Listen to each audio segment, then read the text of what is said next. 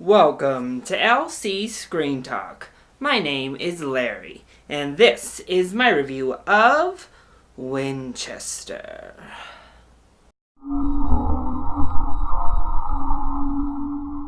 A creepy Gothic horror film based on an actual house, an actual woman, that's starring Helen Mirren. Yeah, you can pretty much always sign me up for that. Regardless of the release date, regardless of reviews, regardless of anything, I am there to see this film in theaters. But did it live up to all of that creepy potential?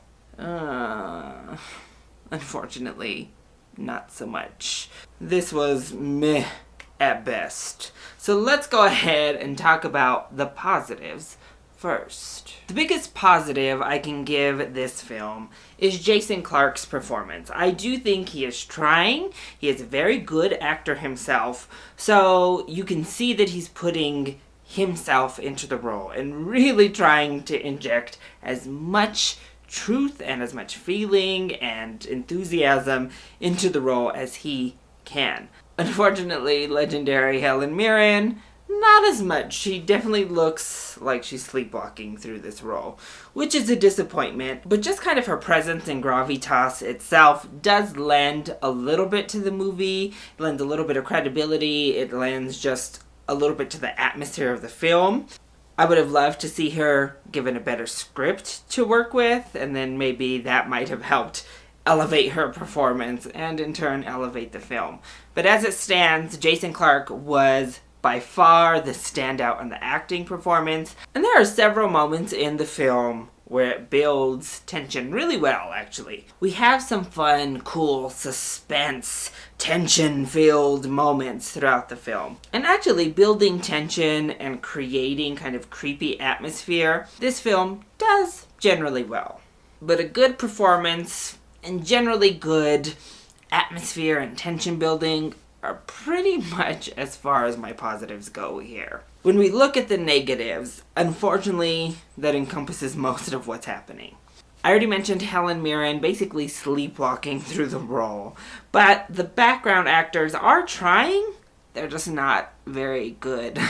And that's a shame to say about people who clearly are giving it what they've got. It's just really the line delivery, the scared faces, all of that it never really felt real to me.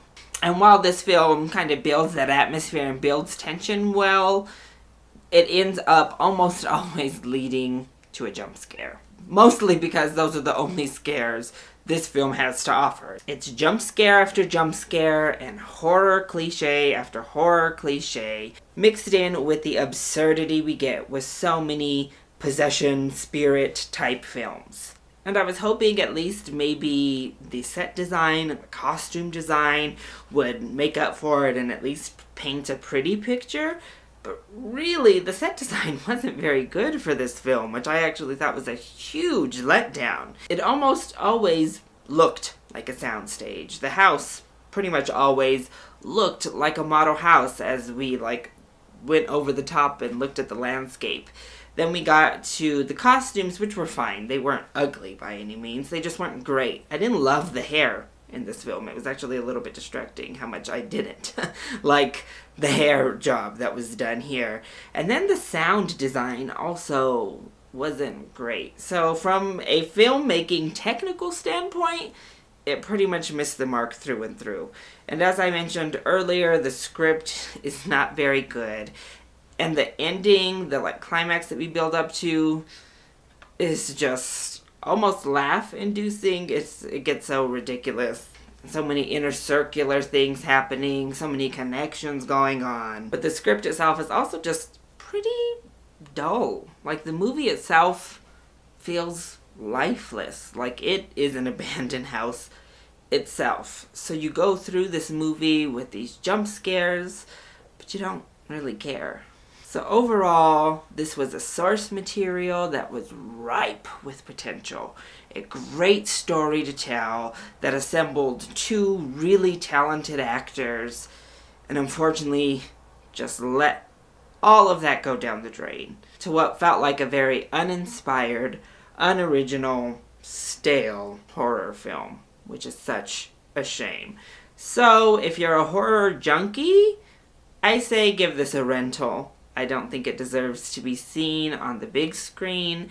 And if anything, the big screen is just gonna bring attention to that not so great set design and not so wonderful sound design. And if you're not into horror films at all and thought maybe this could be a prestige horror, no, just skip it. This is not what you're hoping for with Helen Mirren in the lead. I promise. So, that is my review of Winchester. I hope you enjoyed it. If you did, go ahead, click like down below, and subscribe to the channel so you are always up to date on our latest videos. Also, join in on the discussion. Are you excited to see Winchester, or have you already seen it? If you have, let me know what you thought of the movie, either in the comment section down below, or you can hit me up on Twitter. I love you all so much for your support. Mwah! Thank you for watching, and I'll see you next time. Bye!